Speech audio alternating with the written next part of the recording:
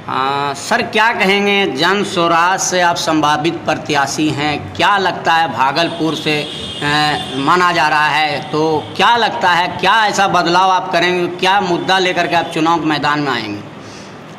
देखिए, हर एक पार्टी का दो तरह का मुद्दा होता है।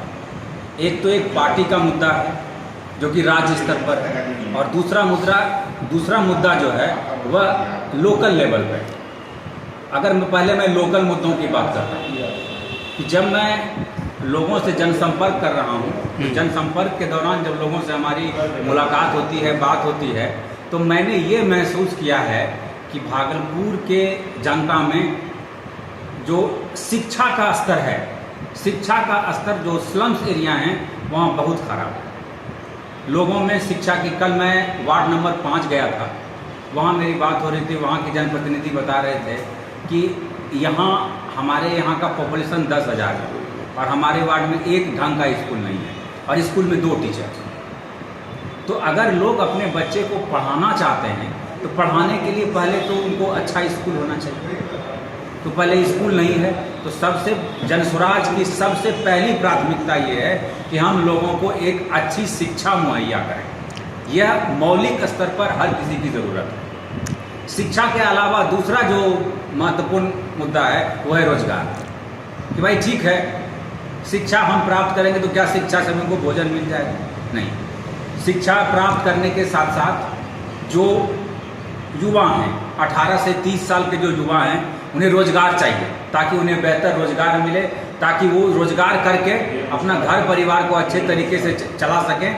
और जो बच्चे हैं उनको एक बेहतर शिक्षा मिले। उसके बाद जो बुजुर्ग को 2,000 रुपया प्रति माह पेंशन की घोषणा की गई है पार्टी की तरफ से। इसके साथ साथ मेरा जो अपना ओपिनियन है कि बुजुर्गों के लिए जो स्वास्थ्य सुविधाएं हैं ये पूरी तरह मुफ्त होना चाहिए।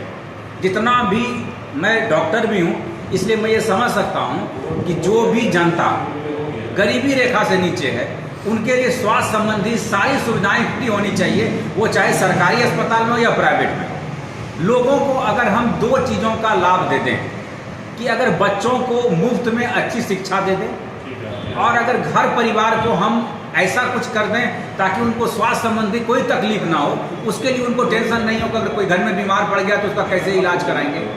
ये 2 समस्या खत्म हो जाती है तो आदमी अगर 10-12 हज़ार की भी नौकरी कर लेता है तो अपना परिवार को खुशहाल तरीके से चला सकता है। क्या लगता है, एज ए डॉक्टर हैं आप, लोगों से संवाद करते हैं, लोगों से बातचीत होती है, तो क्या लगता है क्या कमियां हैं? पिछले भी टाइम विधायक तो रहे हैं भागलपुर में, ऐसा नहीं विधायक, क्या लगता है क्या काम नहीं हुआ है और आपके रीजन में क्या काम होगा जो जनता आपको चुने? लोगों में जो तत्कालिक विधायक है उनके प्रति बहुत रोष है। मैंने यही महसूस किया कि लोगों ने सीधे सीधे शब्दों में कहा कि चुनाव पहले बहुत बात करी गेले लेकिन कहाँ कभी बैठ कर लिए ले। 5 सालों 4.5 साल हमने जैसे सुस्त रहे थे, 6 महीना एक्टिव रहे। जनता का मैंने बिल्कुल जनता के आवाज़ में आपको बताया कि लोग उनके बारे में यही कह रहे हैं। मेरा कहना है कि अगर यदि मैं या फिर जनस्वराज अगर पार्टी में आती है तो जनस्वराज का सबसे पहला मुद्दा ये होगा कि प्रत्येक महीने कम से कम 5 वार्ड में जनप्रतिनिधि जाकर के लोगों से भौतिक तौर पर मुलाकात करें। अगर 5 वार्ड में, अगर भागलपुर की मैं बात करूं तो टोटल 51 वार्ड है।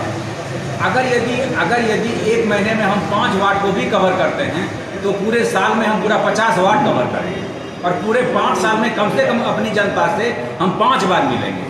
उनकी जो भी समस्या को सुनेंगे और जो स्तर पर संभव होगा उसका निदान किया जाना चाहिए।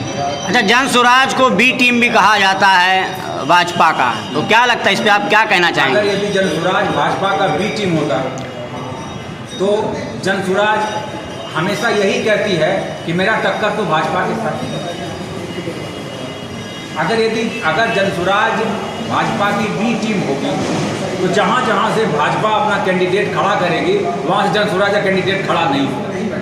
और अगर जहाँ से भाजपा का कैंडिडेट खड़ा है और जनस्वराज में खड़ा है तो आपको ये मानना चाहिए कि जनस्वराज भाजपा की बी टीम नहीं है। क्योंकि अगर बी टीम होगी तो अपने टीम को हराने का तो प्रयास नहीं करेगी। कम से कम ये जनता को समझना चाहिए। जदयू के एक नेता का कहना है कि जन स्वराज ज़मीनी स्तर पर कुछ नहीं है, खाली फेसबुक पे सोशल मीडिया पे है, तो इस पे आप क्या जवाब देना चाहेंगे? ज़मीनी स्तर पर जो ज़मीनी लोगों से जाकर के बात करें कि अभी जो है जितना भी जन स्वराज के कार्यकर्ता हैं, अभी जाकर के आप फेरी फेरी में लोगों से जाकर के पूछें कि आपसे सबसे ज़्यादा मिलने के लिए कौन आते हैं। ज़मीनी स्तर की बात क्या होती है? जब तक जन स्वराज सत्ता में नहीं आती है तब तक हम क्या कर सकते हैं जनता के लिए? अभी तो हमारे पास एक ही विकल्प है, हम आपसे मिल सकते हैं। जब आप हमको सत्ता पर काबिज कीजिएगा, फिर अगर हम आपके लिए काम नहीं करेंगे तो अगले बार गर्दन पकड़ के उतार दीजिएगा। जनता से क्या कहेंगे अगर जन स्वराज आपको मौका देता है तो भागलपुर की जनता से क्या कहेंगे?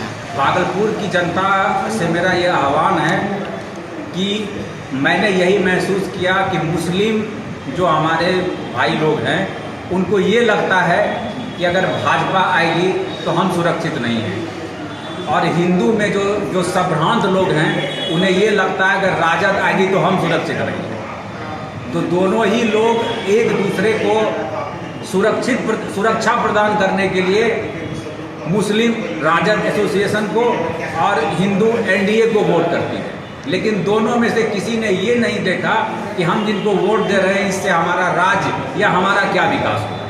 इसलिए मैं जनता से आह्वान करता हूं कि एक नई पार्टी है और आपके पास ये तीसरा विकल्प है जिसमें कि हिंदू मुस्लिम नहीं है, इसमें सारे कम्युनिटी के सारे जाति के लोगों को बराबर रूप से सम्मान दिया जाएगा।